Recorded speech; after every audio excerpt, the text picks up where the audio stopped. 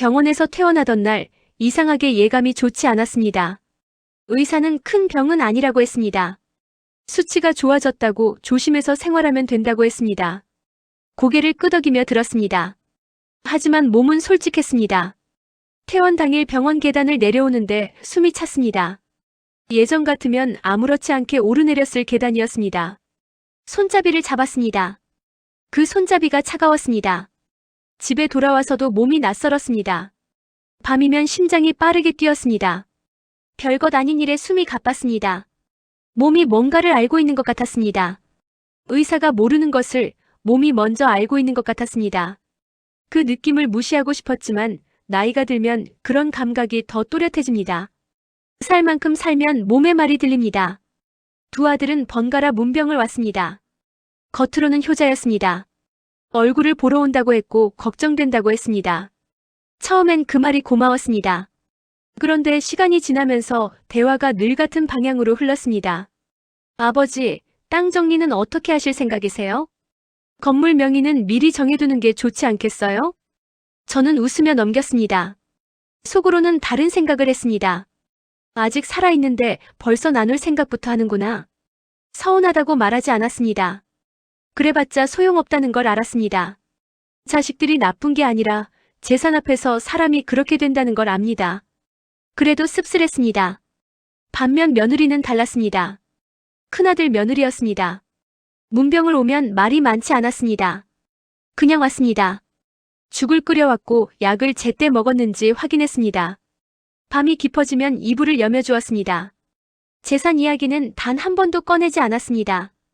땅이 어떻게 되느냐고도 건물 명의가 어떻게 되느냐고도 묻지 않았습니다.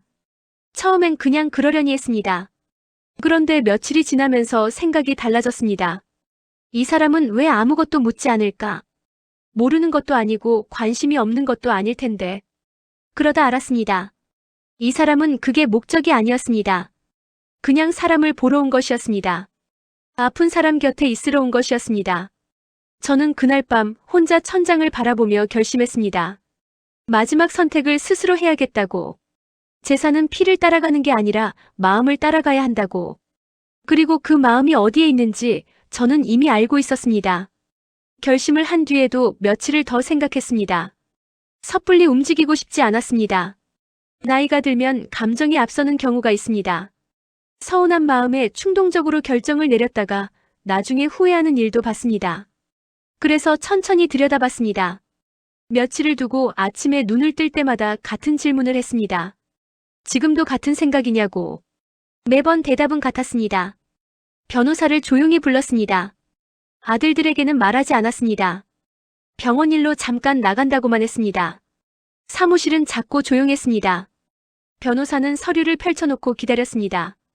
저는 천천히 말했습니다. 재산 전부를 큰 며느리 앞으로 하겠습니다. 변호사가 잠시 멈췄습니다.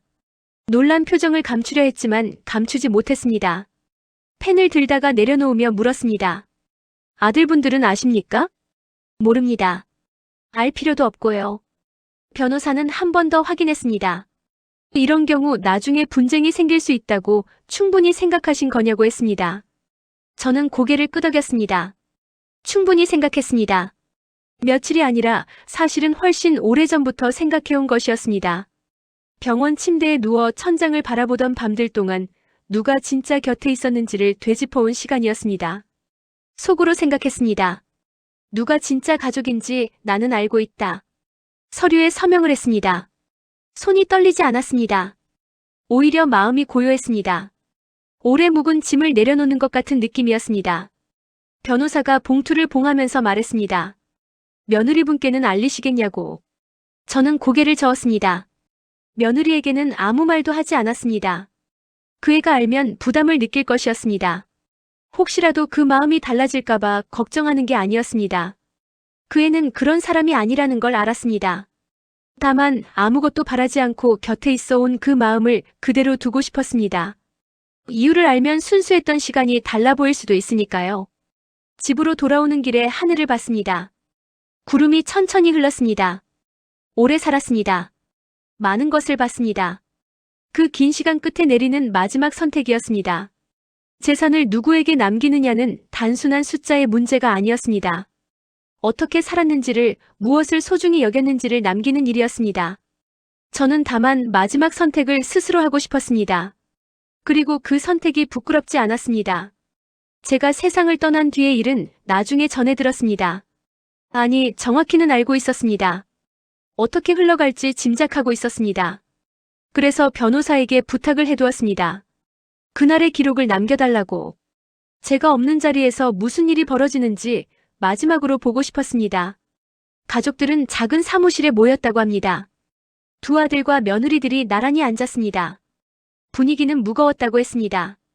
서로 말이 없었고 눈도 잘 마주치지 않았다고 했습니다. 변호사가 자리에 앉아 봉투를 꺼냈습니다. 노란 봉투였습니다. 제가 직접 봉한 것이었습니다. 변호사가 봉투를 열었습니다. 천천히 종이를 펼쳤습니다. 조용한 목소리로 읽기 시작했습니다. 전 재산은 큰며느리 김지연에게 상속한다. 정적이 흘렀다고 합니다. 잠깐이었습니다. 그리고 곧 목소리가 커졌습니다. 이게 무슨 말이에요? 아버지가 제정신이었습니까? 두 아들이 동시에 일어섰다고 했습니다. 억울하다고 했고 이해할 수 없다고 했습니다. 평생 자식으로 살았는데 어떻게 이럴 수 있냐고 했습니다. 목소리가 높아졌고 변호사가 진정하라고 해도 쉽게 가라앉지 않았다고 했습니다. 저는 그 장면이 눈에 그려졌습니다. 두 아들의 얼굴이, 붉어진 얼굴로 항의하는 모습이. 서운하지 않았다고 하면 거짓말입니다. 하지만 예상했습니다. 병문안을 올 때마다 땅 이야기, 건물 이야기를 꺼내던 사람들이었습니다. 재산이 다른 곳으로 간다는 말에 그렇게 반응하는 건 당연한 일이었습니다. 그 순간 며느리는 울었다고 합니다. 소리를 내어 운 게 아니었습니다. 그냥 눈물이 흘렀다고 했습니다. 두 손을 무릎 위에 올려놓은 채 고개를 숙이고 울었다고 했습니다. 그리고 작은 목소리로 말했다고 합니다. 저는 몰랐어요. 정말 몰랐어요. 그 말이 사무실 안을 조용하게 만들었다고 했습니다. 두 아들의 목소리도 잠깐 멈췄다고 했습니다. 며느리의 울음이 꿈인 것이 아니라는 걸 그 자리에 있던 사람들도 느꼈던 모양입니다. 저는 그 장면을 전해 들으며 생각했습니다. 잘했다고. 틀리지 않았다고. 아무것도 바라지 않고 곁에 있어 온 사람이 누구인지 그 눈물이 말해주고 있었습니다. 재산을 기대하지 않았기 때문에 진심으로 울 수 있는 사람. 그 사람이 제 마지막을 함께한 가족이었습니다. 변호사는 제 편지를 함께 읽었다고 합니다. 유언장 뒤에 따로 봉해둔 것이었습니다. 변호사에게 부탁했습니다. 유언장을 읽고 난 뒤 그 자리가 조용해지면 읽어달라고. 소란이 가라앉기를 기다렸다가 읽어달라고 했습니다. 변호사는 그대로 했다고 합니다. 사무실이 잠잠해진 뒤 변호사가 편지를 펼쳤습니다. 천천히 읽기 시작했습니다. 내 재산은 나를 끝까지 사람으로 대해준 이에게 남긴다. 돈을 먼저 묻는 자식보다 아픈 밤을 함께 지켜준 며느리가 내 가족이다. 그 문장이 방 안 공기를 바꿨다고 들었습니다. 두 아들은 말을 잃었다고 했습니다. 항의하던 목소리가 사그라들었다고 했습니다. 반박할 말을 찾으려 했겠지만 찾지 못했을 것입니다. 틀린 말이 없었으니까요. 자신들이 병문안을 올 때마다 무슨 이야기를 했는지 그 자리에서 떠올렸을 것입니다. 저는 벌을 주고 싶었던 게 아니었습니다. 그 점을 분명히 하고 싶었습니다. 두 아들이 나쁜 사람이라서가 아니었습니다. 자식을 미워해서가 아니었습니다. 다만 책임을 남기고 싶었습니다. 재산을 물려받는다는 건 돈이 아니라 제 삶의 마지막을 이어받는다는 의미였습니다. 그 무게를 감당할 수 있는 사람에게 남기고 싶었습니다. 편지는 계속됐다고 합니다. 나는 오래 살았다. 그 긴 시간 동안 배운 것이 하나 있다면 사람은 어려울 때 곁에 있어준 일을 잊지 못한다는 것이다. 재산은 숫자로 나눌 수 있지만 그 마음은 나눌 수 없다. 그래서 나는 마음을 따라 선택했다. 두 아들이 그 말을 들으며 어떤 표정을 지었는지 모릅니다. 하지만 짐작은 같습니다. 억울함과 부끄러움이 동시에 밀려왔을 것입니다. 아버지가 다 알고 있었다는 사실이 재산보다 더 무겁게 느껴졌을 것입니다. 속으로 생각했습니다. 이제야 조금은 알겠느냐고. 며느리는 편지가 읽히는 동안 계속 울었다고 했습니다. 고개를 들지 못했다고 했습니다. 그 모습을 전해 들으며 저는 한 가지를 다시 확인했습니다. 이 사람은 끝까지 자신이 잘한 일을 자랑하지 않았습니다. 인정받으려 하지 않았습니다. 그냥 했습니다.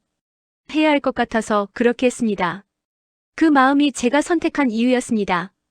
편지의 마지막 문장을 변호사가 읽었습니다. 고맙다. 덕분에 마지막이 외롭지 않았다. 그 말로 충분했습니다. 며칠이 지났습니다. 두 아들은 가만히 있지 않았습니다. 예상했던 일이었습니다. 다시 변호사를 찾아갔다고 합니다. 유언 무효 소송을 고민한다고 했습니다. 아버지가 판단력이 흐려진 상태에서 작성한 것일 수 있다고 며느리가 영향을 미친 것 아니냐고 했다고 합니다. 사람이 억울하면 어떤 말이든 꺼내게 된다는 걸 압니다. 탓하지 않았습니다. 하지만 저는 준비를 해두었습니다. 변호사 사무실에는 녹취 파일이 있었습니다. 영상 기록도 있었습니다. 유언장을 작성하던 날 저는 또박또박 말했습니다. 카메라 앞에서 천천히 분명하게 말했습니다. 나는 내 정신이 또렷할 때 이 선택을 한다. 누구의 강요도 없었고 누구의 영향도 없었다. 이것은 내 뜻이다. 목소리가 떨리지 않았습니다. 눈이 흔들리지 않았습니다. 오래 살면서 내린 결정 중 가장 또렷한 순간이었습니다. 그 기록이 남아 있었습니다. 두 아들은 영상을 확인했다고 합니다. 한동안 말이 없었다고 했습니다. 결국 소송은 하지 않았습니다. 법적으로 다툴 여지가 없었던 것도 있었지만 그보다는 영상 속 아버지의 눈빛이 마음에 걸렸던 것 같다고 변호사가 전했습니다. 흐리지 않았습니다. 후회가 없는 사람의 눈이었습니다. 시간이 조금 더 흘렀습니다. 그리고 큰아들이 며느리에게 말했다고 합니다. 단둘이 있는 자리에서 오래 망설이다가 꺼낸 말이었다고 했습니다. 그동안 고생 많았어. 짧은 말이었습니다. 늦은 말이었습니다. 하지만 그 말이 나왔다는 게 저는 다행이었습니다. 사람이 자존심을 내려놓고 그 말을 꺼내기까지 얼마나 오래 걸리는지 압니다. 그 말 한마디가 나오기까지 속으로 얼마나 많은 것을 들여다봤을지도 압니다. 늦었지만 늦지 않은 것보다는 나았습니다. 지금 제 집은 며느리가 지키고 있다고 합니다. 명절이면 두 아들도 그 집으로 모인다고 했습니다. 재산은 한 사람에게 갔지만 가족은 다시 한 자리에 모였습니다. 그것이 제가 바라던 것이었습니다. 벌을 주려던 게 아니었습니다. 흩어진 것들이 다시 모이기를 바랐습니다. 중심이 필요했고 그 중심을 감당할 사람이 필요했습니다. 마지막으로 남길 말이 있습니다. 재산은 결국 숫자입니다. 나눌 수 있고 쓸 수 있고 사라집니다. 하지만 마음은 다릅니다. 아픈 밤을 함께 지켜준 사람, 아무것도 바라지 않고 곁에 있어준 사람. 그 기억은 숫자로 매길 수 없습니다. 마지막 선택은 그 마음을 따라가야 합니다. 돈은 결국 숫자지만 마음은 오래 남으니까요.